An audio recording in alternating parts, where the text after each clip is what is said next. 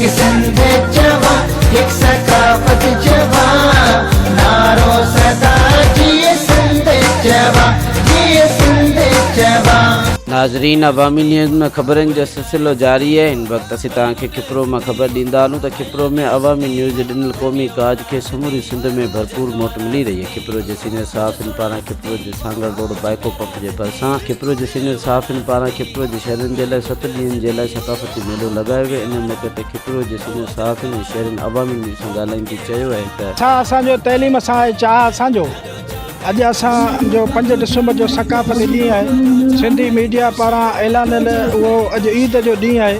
तव्हां पाण ॾिसो पिया हिते खिपरो में बाइको पंप जे पासे में उते खिपरे जे सीनियर सहाफ़िन तरफ़ां हिकिड़ो अदबी सकाफ़ती मेलो लॻायो वियो आहे, जिते मल जा मुक़ाबला थियनि पिया, जिते भलनि ॿकरियुनि जी निमाज़ थिए पई, घोड़नि जी डोड़ हले पई, हिते ढगनि जा भॼण जा मुक़ाबला थियनि पिया, हिते कबड्डी रांदि थिए पई, हिते बेलाड़ो रांदि थिए पई, ऐं हिते जेको आहे सो शाइरी जी लिस्ट हली आहे। उन खां पोइ हिते अदीबनि जूं कचहरियूं आहिनि। उन खां पोइ हिते मुख़्तलिफ़ स्टॉल लॻाया विया आहिनि मेले में, ॿारनि जे ख़रीदारी लाइ स्टॉल लॻाया विया आहिनि। हिते खिशमिश बि आहे। हिते मेले में हर रंग आहे। मेले जी बाज़ार खे सजायो वियो आहे। तमामु बहितरीनु प्रोग्राम आहे। असीं वरी बि जेको आहे सो शुक्रगुज़ार आहियूं अवामी न्यूज़ 60 जा ख़ासि करे असांजे दोस्त सिंध अमर जे हिलाली पुट अब्दुर्रज़ाक राजपूत साहब जा, हरेश KBC जा, ॿी संदन टीम जेका कैमरामैन दोस्त आहिनि सभिनी जा शुक्रगुज़ार आहियूं, जिन सिंध अमर खे सिंध अमर जी सकाफ़त खे भरपूर नमूने सां वक़्तनि ब वक़्तनि हमेशह जीअं हिन भेरे बि बहितर नमूने कवरेज ॾेई रहिया आहिनि। सिंध जे लाइ मुंहिंजो हिकिड़ो शाइर आहे जेको अवामी न्यूज़ जे हवाले सां पेश कंदुसि त सिंध जी सकाफ़त जो कहिड़ो करियां बयान, सूंह समाज जेका सिंध में आहे ॿियो किथे आहे कान, ज़ाकिर शर जे शान अजरक टोपी आहे असांजो।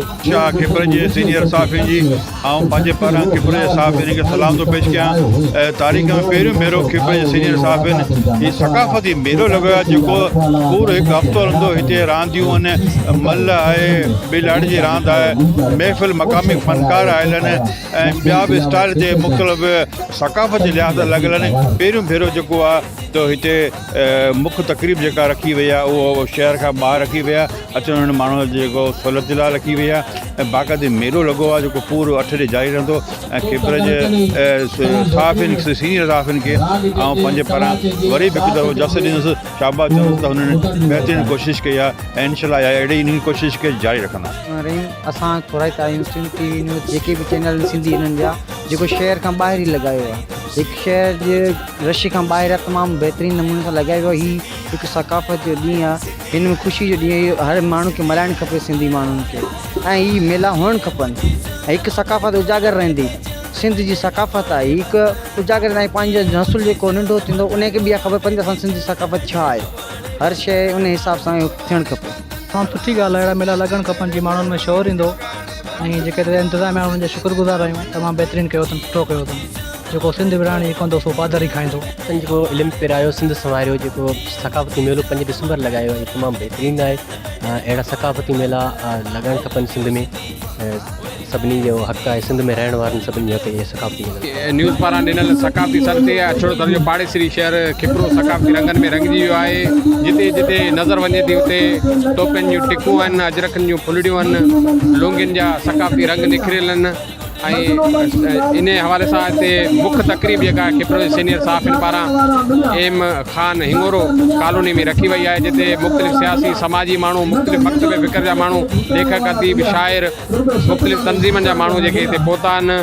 ऐं हिते मुशाइरो हले पियो, महफ़िल मौसीक़ी हले पई, सिंधी सकाफ़ती रांदि मलाखड़ो, बेलाड़ो जा ज़बरदस्त मुक़ाबला थी रहिया आहिनि। ऐं इहो सॼो क्रेडिट अवामी न्यूज़ ऐं जेके खिपरे जा सीनियर सहाफ़ी आहिनि उन्हनि ॾे वञे थो। जस ॾियूं था अवामी न्यूज़ 7 खे त सिंधी क़ौमी सकाफ़त खे 5 डिसंबर ते जेको क़ौमी ईद जो ॾींहुं करे मल्हाइण जो ऐलान कयो आहे। हीअ असांजी जेका सकाफ़त आहे इहा अॼु बि न आहे। हीअ असांखे मुहिम जे दड़े जा आसार ई असांखे ॿुधाइनि था ऐं मुर्शिद लतीफ़ जी असांखे लफ़्ज़ी जेको शाइरी जो लफ़्ज़ असांखे ॿुधाए थो त हीअ असांजी जेका सकाफ़त आहे इहा सिंधी 5000 साल खां बि अॻु जी तहज़ीब सकाफ़त आहे। ऐं सकाफ़त जे अॼोके ॾींहुं खे असां क़ौमी ईद जो ॾींहुं करे वॾे जोश जज़्बे सां मल्हाए रहिया आहियूं। असां सिंधी मीडिया खे जस ॾियूं था, सलाम पेश कयूं। बहितरीनु असांखे जेको ईद जी ख़ुशी आहे ऐं आउं अलॻोज़ो खणी आयो आहियां वॼाइण जे लाइ, सभिनी खे ॿुधाइण जे लाइ।